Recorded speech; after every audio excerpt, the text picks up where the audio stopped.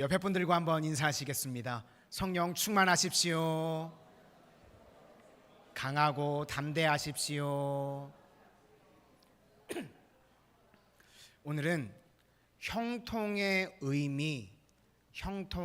의미라는 제목으로 하나님의 말씀 증거하도록 하겠습니다. 오늘 본문의 내용을 보시면 이것이 인간의 본성으로 가능한 일인가? 이런 질문을 우리가 하게 됩니다.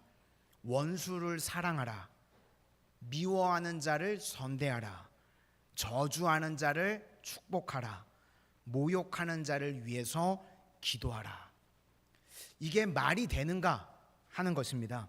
그런데 이렇게 살 수 있는 힌트를 우리에게 하나 보여주고 있습니다. 35절을 보니까 오직 너희는 원수를 사랑하고 선대하며 아무것도 바라지 말고 구워주라. 여기서 아무것도 바라지 말고, 이걸 난해주로 보시니까 아무에게도 실망하지 말고. 우리가 아무에게도 실망하지 않고 살아가는 비결이 어디 있는가 하면 아무에게도 기대하지 않으면 그런 일이 벌어지게 된다는 것입니다. 많은 사람들이요, 나는 사람에게 실망했어요, 이런 표현을 합니다. 이거는 사람에게 기대를 가졌기 때문에 그렇다는 것입니다. 그런데 성경은요, 사람은 쳐다볼 것도 아니고 사람은 기대할 것도 아니라는 것입니다. 그래서 자꾸만 내가 사람에게 실망했습니다 라고 말하는 것은 믿음의 방향이 틀렸다는 것을 우리에게 말해주고 있는 것입니다. 혹시 지금도 사람에게 실망하는 분이 계십니까? 아니면 아직도 사람에게 큰 기대를 가지고 계시는 분들이 계십니까? 그렇다고 그러면 신앙의 방향이 틀렸다는 것입니다. 성경은 실망하지 않는 비결이 사람에게 기대를 하지 않는 것이다, 이렇게 말하고 있습니다. 오로지 기준 되시는 하나님만 바라보라, 그것을 우리에게 말씀해 주고 있다는 것입니다. 창세기 12장을 보시면 아브라함의 믿음이 나옵니다. 아브라함의 믿음은 결단입니다. 믿음이라는 것이요, 떠나는 것입니다. 그래서 결단을 하고 떠났습니다. 단이 끈을 당기니까 끊어버리고 떠나는 것입니다. 그래서 갈대아 우루, 살고 있던 곳을 결단하고 떠납니다. 끊어버리고 떠납니다. 거기에는 좋은 관계가 있었고 또 거기에는 먹고 살 만한 돈이 있었습니다. 그런데 그것을 끊어버리고 이제는 하나님을 의지하고 의탁하는 마음으로 떠났습니다. 그게 믿음이라는 것입니다. 그러면 우리가 무슨 생각을 하게 되는가? 이제는 만사 형통일 것이다. 이렇게 믿음으로 떠났으니까 하나님께서 나를 붙들어 주실 것이기 때문에 평탄한 길만 있을 것이다 라고 기대하고 상상한다는 것입니다. 그런데 현실은 가나안 땅에 들어갔음에도 불구하고 성경은 의도적으로 창세기 12장 5절부터 10절까지 5군데를 이동해 다녔다고 묘사하고 있습니다. 좋은 곳도 있고 나쁜 것도 있고 물이 많은 곳도 있고 물이 없는 곳도 있고 산지도 있고 평지도 있고 골고루입니다. 처음에 가나안 초입에 들어갔습니다. 그런데 거기 살만한 곳이 못 됐던 것 같습니다. 그래서 밑에 세겜으로 내려옵니다. 여기서 처음으로 모래 상수리 나무 밑에서 하나님을 예배하고 하나님을 만나는 자리가 세겜입니다. 근데 거기도 살만하지 못했던 것 같습니다. 그래서 할 수 없이 또 밑으로 내려왔습니다. 베델, 여기도 살만한 줄 알았더니 살만하지 않았던 것 같습니다. 그래서 남쪽으로 쭉 내려와서 네게부, 사막 있는 곳까지 내려왔습니다.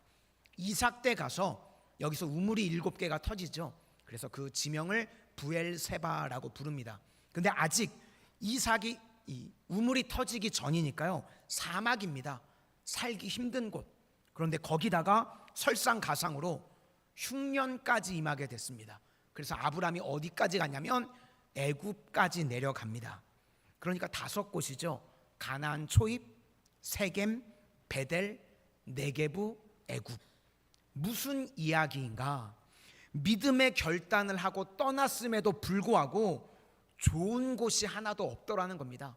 정착할 만한 곳이 하나도 없더라는 것입니다.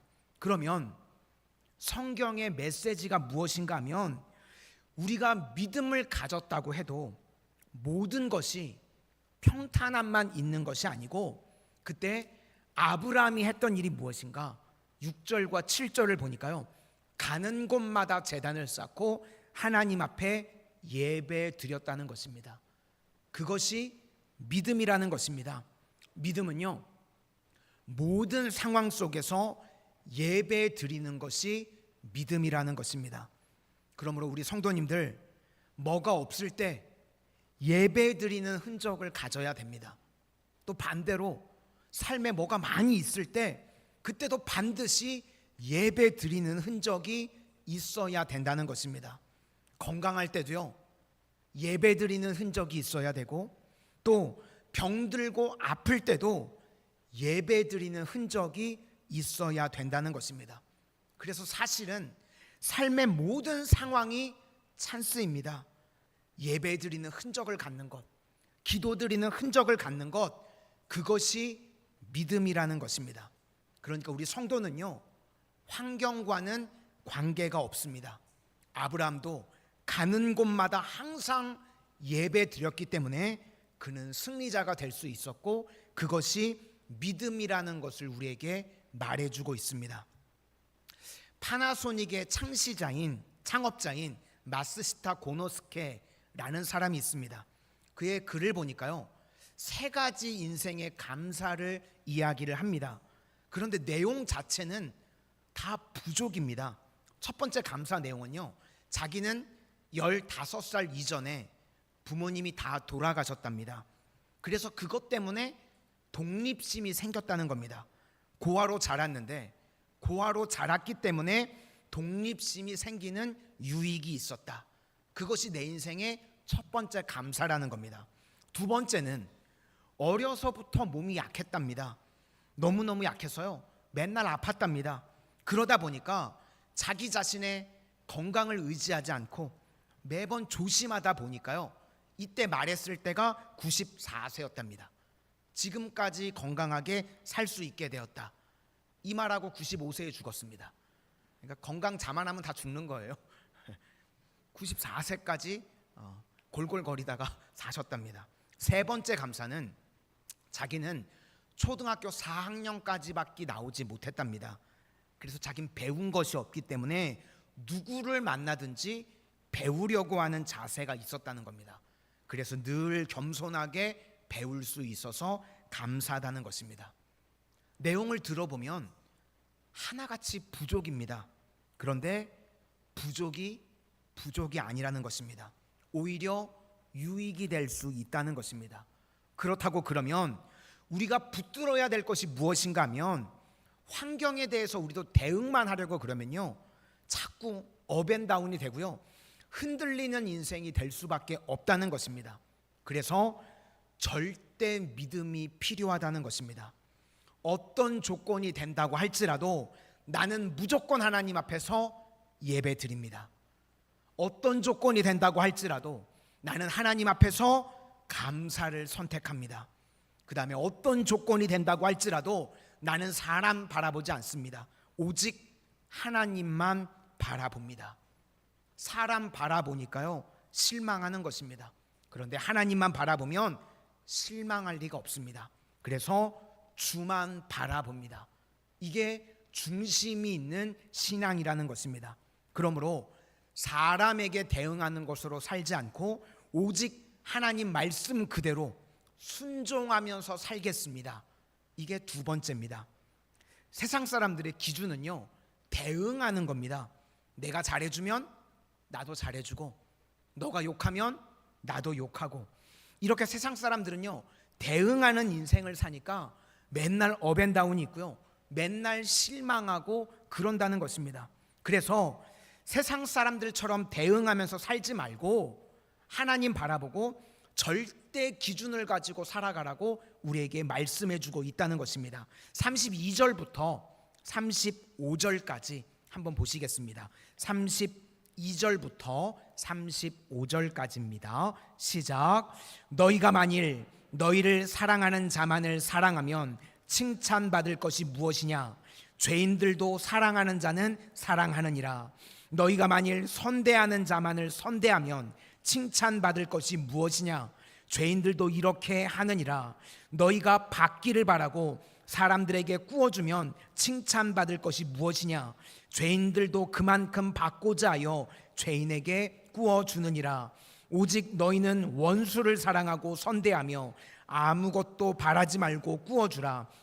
그리하면 너희 상이 클 것이요 또 지극히 높으신 이의 아들이 되리니 그는 를 모르는 자와 악한 자에게도 인자하시니라. 하나님의 특징이 무엇인가 하면 하나님은 대응하는 존재가 아니라는 것입니다. 은혜를 모르는 자와 악한 자들에게도 인자하시니라. 우리도 그렇게 살아야 된다는 것입니다. 하나님의 말씀의 기준을 가지고 그냥 그렇게 살라는 것입니다. 그러면 우리 인생에 어떤 일이 벌어지게 되는가? 하나님께서 도와주셔서요, 형통이 내 삶에 임하게 된다는 것입니다. 창세기 39장을 보시면 요셉이 하나님께서 함께 하시기 때문에 형통한 자가 되었다는 것입니다.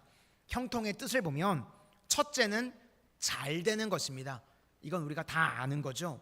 그런데 두 번째 뜻이, 이 형통이 히브리어로 살라흐라는 단어인데 앞으로 나간다, 전진한다, 그런 뜻이 있습니다. 요셉의 인생을 보시면 형통은 어려움이 없는 것이 아닙니다. 아브람도 그랬죠. 가나안 땅에 들어갔더니요, 평탄하기만 한 것이 아닙니다. 험난함도 있었습니다. 요셉도 마찬가지입니다. 어려움이 있습니다. 노예로 팔려고 하고요, 보디발 장군 아내 그 아줌마의 유혹도 있고요, 또 모함을 받고 감옥에도 들어가고 매번 어려움입니다. 그런데 어려움이 있음에도 불구하고 돌이켜 보니까 전진해 있더라는 것입니다. 이것이 형통입니다. 우리 인생도 마찬가지입니다. 여러 가지 어려움이 있고요, 우리 난관이 있습니다. 그런데 결과적으로 보니까 전진해 있는 것입니다. 세상 사람들은요, 겉으로는 잘 되는 것 같이 보이는데 후퇴하는 인생들이 있습니다. 그런데 하나님 말씀대로 순종하는 백성들은 여기 보니까 원수를 사랑하고 욕하는 사람에게 선대하고, 이거 다 손해보는 일들입니다. 그런데 그대로 말씀대로 순종했더니 형통함이 임하게 되는데 나중에 보니까 전진해 있습니다. 성장해 있습니다. 그것이 형통이라는 것입니다. 그래서 하나님 말씀대로 순종하면 이렇게 전진하는 일들이 있다는 것입니다. 우리 인생도 마찬가지입니다.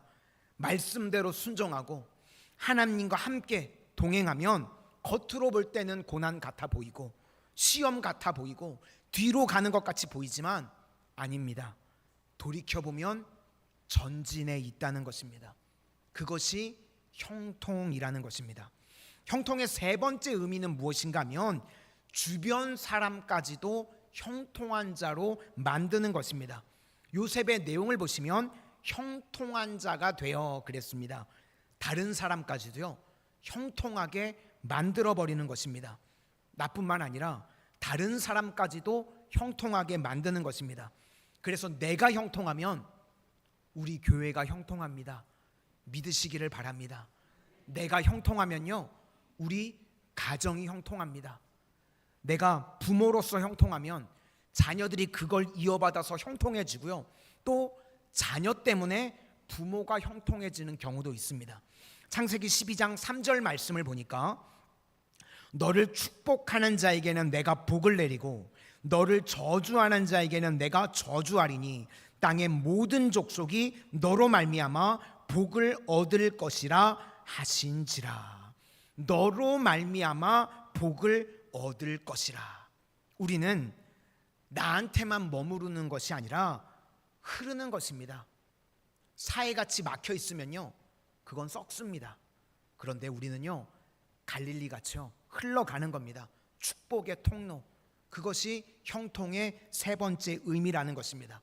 그러니까 하나님 앞에서 우리가 어떻게 해야 되는가 하면 눈앞에 보이는 이익, 눈앞에 보이는 것만 따라가는 것이 아니고 그냥 하나님 말씀 그대로 순종하면 손해 보는 것 같고 안 되는 것 같이 보이지만 결국은 잘 되고요. 두 번째는 내 인생이 전진하게 되고, 세 번째는 다른 사람까지도 형통하게 되고, 그리고 네 번째 마지막으로는 선순환이 이루어지게 된다는 겁니다. 하나님께서 다시금 우리 인생 가운데 100배, 1000배로 부어 주신다는 것입니다. 이것이 은혜인 줄로 믿습니다.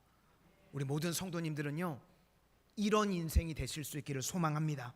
36절부터 38절까지를 한번 보시도록 하겠습니다. 36절부터입니다. 시작. 너희 아버지의 자비로우심과 같이 너희도 자비로운 자가 되라.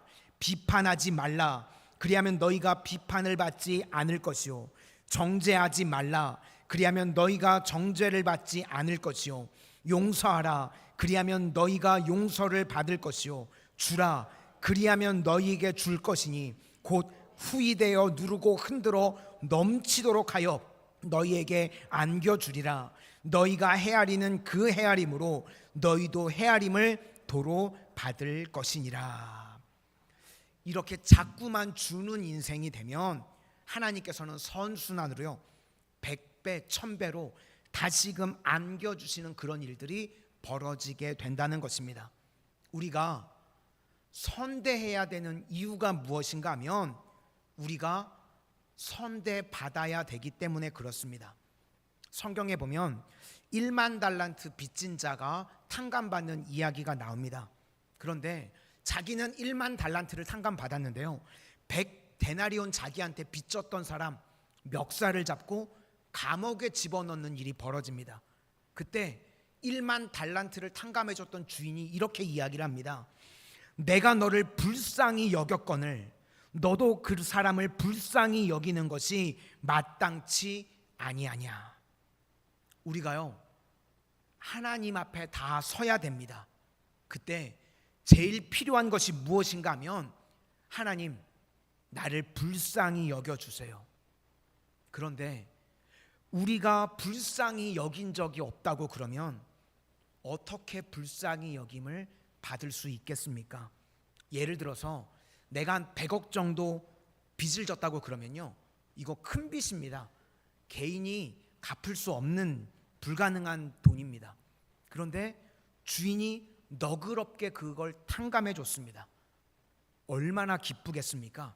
그런데 나에게 100만 원 정도 빚을 진 사람이 있습니다. 그거 안 갚는다고 감옥에 집어넣는다고 그러면 그게 말이 되느냐? 그러는 것입니다. 내가 너를 불쌍히 여겨서 100억을 탕감해 줬는데 그런데 너는 100만 원을 용서 못해서 감옥에 집어넣니? 말이 안 된다는 것입니다. 우리가 하나님 앞에서요 사람들에 대해서 관대해야 되고 용서해야 되고 자꾸만 그래야 되는 이유가 무엇인가 하면 우리가 그 위치에 서야 되기 때문에 그렇습니다. 우리도요 다 용서받아야 되고 불쌍히 여김을 받아야 되기 때문에 그렇습니다. 그렇다 그러면 우리가 누구를 욕하고 누구를 비판하겠습니까? 그때 주님께서는 어떻게 하시는가 하면 더 부어주시겠다는 겁니다. 받은 것을 가지고 우리가 다 부어주면 우리 삶에 그런 일들이 벌어진다는 것입니다. 그러니까 주의 자녀들은요 세상 기준과는 다르게 살라는 것입니다. 어떻게 사는가 하면 그냥 하나님 말씀대로 사는 겁니다. 그게요 절대로 어리석은 것이 아니라는 것입니다. 그래도 하나님이 도우시기 때문에요 잘 됩니다. 그리고 인생 가운데 고난이 있는 것 같이 보이지만 전진합니다. 또 옆에 있는 사람도요 그것 때문에 영향력을 받습니다. 그리고 다시금 하나님께서는 100배 1000배로 누르고 흔들어 우리에게 안겨주신다는 것입니다. 이게 우리 인생 가운데 하나님이 주시는 선순환의 은혜라는 것입니다. 그래서 우리는요 세상 사람들과는 다르게 사는 것입니다. 저는 지금도 이해가 잘 안 되는 한국말이 있습니다. 우리 성도님들은 이해가 되실지 모르겠는데 잘 먹고 잘 살아라. 이게 축복인가요? 이거 들으면 기쁘신가요? 이거 욕이죠. 잘 먹고 잘 살아라. 이게 말로 들어보면 나쁜 게 하나도 없는 것 같은데 저는 들을 때는 기분이 나쁘더라고요. 우리 성도님들이 저한테 잘 먹고 잘 살아라 그러면 기분이 썩 좋지 않습니다. 근데 곰곰이 그냥 이 내용만 따져보면 기분이 왜 나쁜지 모르겠어요. 이렇게 이해 못할 우리 말 중에요, 우리 속에 우리가 가지고 있는 생각이 무엇인가 하면, 지금은 소천하신 한동대 이 김용길 총장님, 이 장로님이 계신데 맨날 학생들에게 하셨던 말씀이 있습니다. 그게 무엇인가 하면 공부해서 남주자. 우리 학생들에게 매번 하셨던 말이요, 공부해서 남주자. 그런데 우리는 보통 우리 부모님들 자녀들에게 무슨 잔소리 하시죠? 공부해서 남주냐? 공부해서 남주냐? 부모님들 맨날 그 얘기 하셨죠. 공부 열심히 해라. 공부해서 남주냐? 그 이야기는 무엇인가 하면 남 주는 것이 나쁜 거라는 겁니다. 그렇죠. 남 주지도 않는데 왜 하지 않냐? 다 내 건데. 우리가 알게 모르게요, 그런 것들에 오염되어져 있습니다. 그러니까 남에게 가는 것이 나쁜 거라고 생각을 한다는 겁니다, 은연중에. 그런데 사실은 성경은 뭐라고 말하는 거냐면 그것이 남에게 가는 것이 형통이라는 것입니다. 그래서 우리는요, 학생들은 공부해서 남 주는 인생이 되는 거고요, 우리 성도님들은요 축복 받으셔서 남 주는 인생이 되는 겁니다. 우리 인생의 무조건입니다. 100배 1000배로 누르고 흔들어 넘치도록 안겨주시는 그런 은혜와 축복을 받는 비결이 어디에 있는가? 부당해 보이지만 말씀 그대로 순종하는 것입니다. 그래서 자꾸 우리는 주는 겁니다. 그때 우리 인생 가운데 놀라운 은혜의 일들이 벌어지게 된다는 것입니다. 그래서 우리는 선대하는 거고요, 나쁘게 말하지 않는 것입니다. 우리가 세상 사람들이 나한테 하는 대로 나도 그대로 해준다고 그러면 세상 사람들이요, 우리 주변에 선한 사람들이 얼마나 있겠습니까? 그러면 똑같이 세상 사람들과 같이 악해지고요, 똑같이 세상 사람들처럼 지독해지는 겁니다. 그게 어떻게 하나님의 백성이겠습니까? 말이 안 된다는 것입니다. 그래서 대응으로 내가 살아간다 그러는 거는요, 나는 믿음 생활 안 하겠습니다 라는 것과 똑같은 것입니다. 우리는요, 사람에 대해서 대응으로 사는 것이 아니라 말씀 따라 순종하며 살아가는 존재들인 줄로 믿습니다. 그러면 우리 삶 가운데 전진이 있을 것이고 그 주변의 사람들도 변화가 될 것이고 하나님께서는 100배 1000배의 은혜를 우리 삶 가운데 부어 주실 줄로 믿습니다. 이 절대 기준이 되는 하나님 말씀 믿고 따라가는 주의 신실한 종들이 다 되시기를 소망합니다. 베트남의 국부인 호치민이 있습니다. 그분이요, 자기의 좌우명을 이렇게 이야기를 하는 걸 들어봤습니다. 이 불변 응만변. 변하지 않는 불변으로서 만 가지 변화되는 것을 대응하라. 그러니까 만 가지 변화되는 세상의 것들을요, 그거 내가 일일이 다 대응하려고 그런다면 나도 정신 못 차립니다. 그런데 변하지 않는 것을 붙들고 세상을 우리가 접해야 승리할 수 있다는 것입니다. 성경은 그 변화되지 않는 것이 예수님이라고 말씀하십니다. 예수 그리스도는 어제나 오늘이나 영원토록 동일하시니라. 우리가 세상 가운데 예수 이름 붙들고 나가면 변화되는 모든 것들과 싸워서 능히 이길 수 있습니다. 믿으시기를 바랍니다. 그게 성도의 삶이라는 것입니다. 또 변화되지 않는 것이 이사야 40장 말씀에 보니까 풀은 마르고 꽃은 시드나 하나님의 말씀은 영원함이라. 하나님의 말씀은요 변화되지 않습니다. 그래서 말씀 그대로 믿고 순종하고 나가면 변화되지 않는 것으로 변화되는 모든 것들을 대응해서 승리할 수 있다는 것입니다. 우리 성도님들, 이런 승리가 있는 인생들 다 되시기를 축원합니다. 마지막으로, 그러면 이제 우리 인생에요, 시험과 난관이 있습니다. 마귀가요, 이렇게 우리가 선순환되는 은혜를 누리기를 원치 않겠죠. 그래서 마귀가 우리에게 와서 시험을 합니다. 이제 나는 사람에게 기대하지 않습니다. 그런데 이제 뭐라고 이야기를 하게 하는가 하면, 이제는 사람에게 기대는 안 하는데 나는 사람을 판단한다고 이야기를 합니다. 이것이 우리 인생에요, 올무와 시험이 된다는 것입니다. 선악과가 무엇인가 하면 항상 내가 하나님의 자리에 올라가서요, 선과 악을 내가 결정하고 따지는 겁니다. 지금도 말씀을 떠난 사람들을 보면 특징이요, 허구한 날 이게 옳으니 저게 옳으니, 맨날 대화 내용도 들어보면요, 저 사람이 옳으니 이 사람이 옳으니 계속 머릿속에요, 옳고 그른 것밖에 없습니다. 그런데 그렇게 옳은 것, 그른 것만 이야기하면요, 소란이 그치지 않고 분쟁이 그치지 않습니다. 고린도 교회가 그런 교회였습니다. 선악과 옳고 그름. 그런데 사랑은 무엇인가? 판단을 중지하는 것입니다. 판단은요, 하나님이 하시는 것입니다. 우리가 할 일은 저 사람이 원수인지 아닌지 그런 거 판단하지 말고 그냥 사랑하라는 것입니다. 선대하고 축복하라. 그렇게 되면요, 내 인생의 분쟁이 사라지고 모든 문제가 해결이 된다는 것입니다. 그것이 시험과 난간에서 이기는 길이라는 것입니다. 그래서 우리가 해야 될 일은, 사랑은 판단을 중지하는 것입니다. 믿음은 내가 잘못했다는 것을 아는 것입니다. 하나님, 나는 틀렸습니다. 나는 부족합니다. 내 죄에 대해서 눈 뜨는 것입니다. 내가 죄인이고 내 눈에 들보가 있다는 것을 깨닫는 것입니다. 그래서 우리가요, 다 이 결심을 해야 된다는 것입니다. 은혜의 선순환이 계속해서 이루어지기 위해서는 다른 사람을 판단하는 것을 중지해야 된다는 것입니다.